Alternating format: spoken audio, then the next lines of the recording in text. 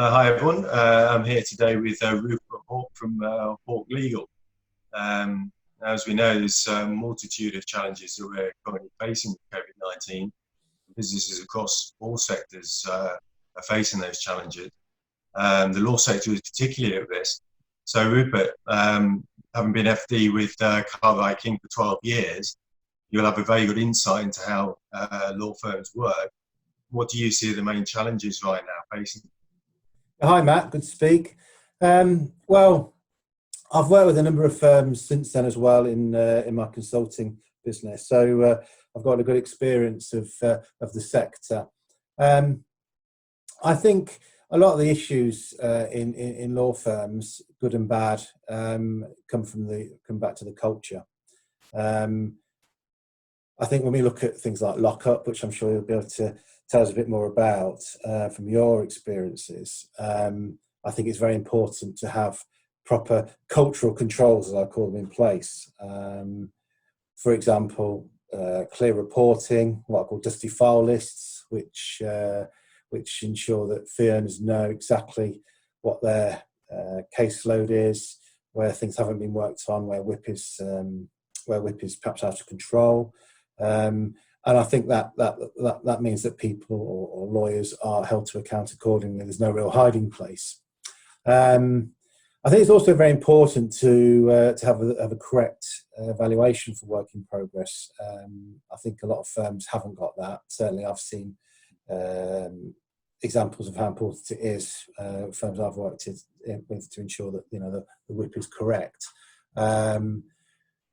So I think it's very important to have some kind of standard costing process, which is actually not too difficult to do, to ensure that the hourly cost of the fee earner, the cost to the firm and their time in terms of their salary and their overheads is correct, and that in turn can be put into the WIP calculation and give you a very good indicator of the amount of WIP there is there in reality.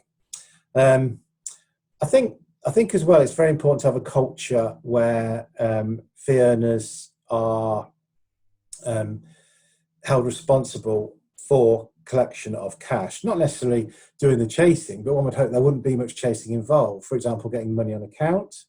I think too often there's too much of a gap, if you like, between the fee earner and their fee earning and the fact that money has to be collected. And I think the better firms, from what I've seen, are the ones that have fee earners who do get money on account, get the right kinds of money on account. Remember the VAT, of course, which is a cardinal sin to forget, and keep a close control on their costs. And so billing is done regularly.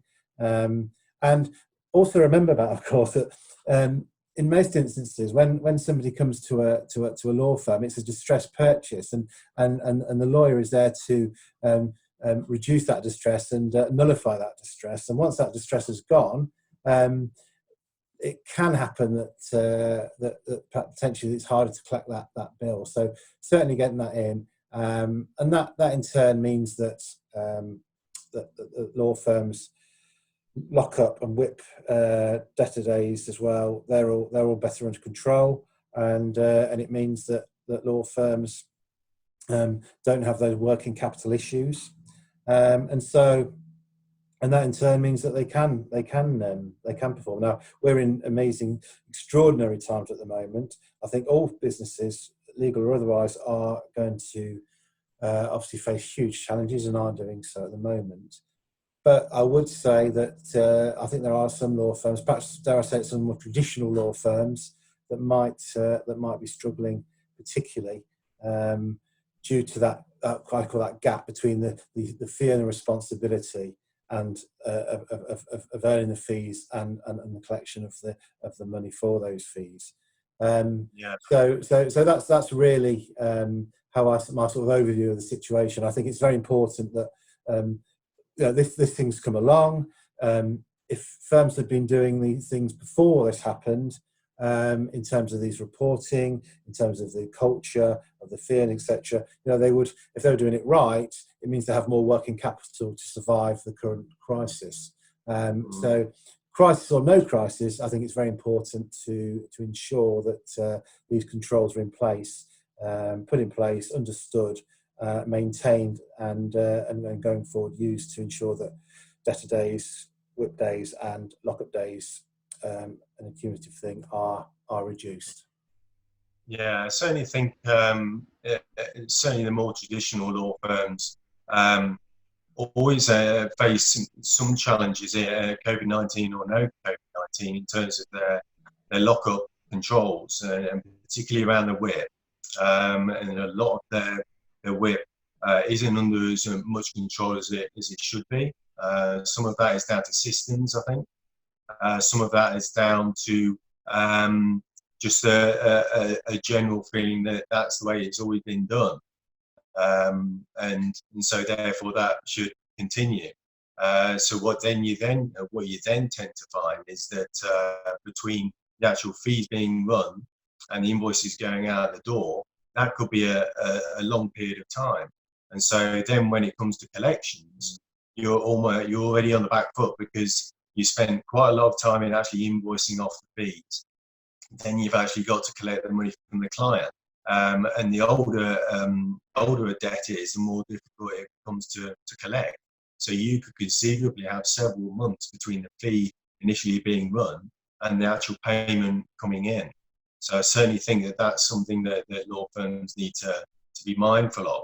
And also their engagement with their clients as well. There needs to be meaningful and honest and open engagement with their clients, which again, dare we say, hasn't always been the case in certain law firms. There certainly needs to be a lot of regular engagement with clients, simply to make sure that the clients are able to pay.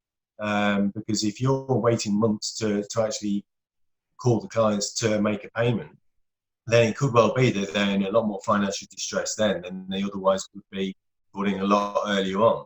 And there's certain firms that I know that I've spoken to, 85% of their collections happen at the end of the financial year end.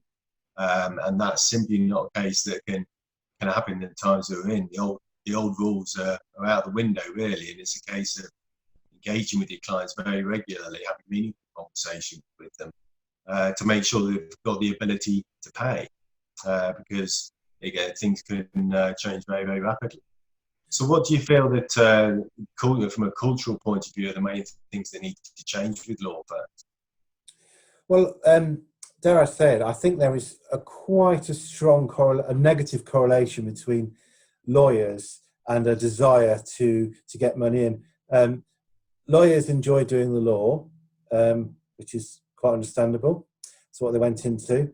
But I think there is a reluctance in some instances to talk about money.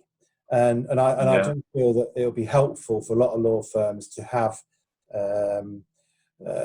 coaching, training, call it what you wish, in terms of these kind of business skills, helping them understand how important it is in terms of collecting money, perhaps showing examples of how lockup days work, what the effect that whip days will have, debtor days, etc., on the business. And I think that will help them to understand. I also feel very strongly that if law firms have bonus systems, they should very much be run on the lines of collections rather than billing. You could end up, I don't know, someone bills 50 grand out and doesn't get a penny of it, but they might get a £5,000-10,000 bonus for it. So actually, it's a lose-lose for the firm. And I think you bring those kind of you encourage those kind of behaviours, and it makes a big difference, I think. I think that also feeds into there's somewhat a lack of trust as well in certain areas of some firms. So I think that that kind of bonus structure or whatever it may be doesn't feed well into the whole element of trust. So I'm very much an advocate of having the right people in the right expertise in the right areas of your business, and that's how businesses grow. So if you're having lawyers not only going to a court of law and fighting a case, which is what they're paid to do, and that's where their expertise lies, but they're also doing everything else around collections of money from clients and also billing and all the rest of it, then that's going to that's going to dilute skills and spread everyone quite thin, and also spread a culture of a lack of trust really in the culture. Interesting. I mean, certainly, I think if there's an understanding that, well, if the fee earner understands how important it is and ensures it happens, be it them or whoever else, then that's the most important thing. I think it's their understanding of how important it is, so they ensure it will happen.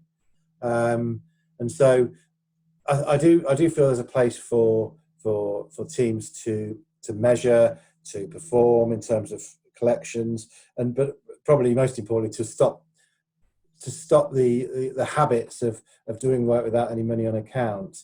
And again, I think these case management systems can be utilised for this, and I think it's very important that those people are a group of people or individuals trained, coached to they're trained to do the job, coached in terms of helping the fee earners understand it. So you've got some internal help there, and to get them to understand the importance that. And obviously you can measure that on those various ratios we've discussed. That's success or otherwise. Yeah. Well, look, it's great to speak to you, Rupert, and we'll drop some links to the bottom here to both of our websites. So if you need any help, then please do get in touch. But great to speak to you again, Rupert. I'll speak to you again soon.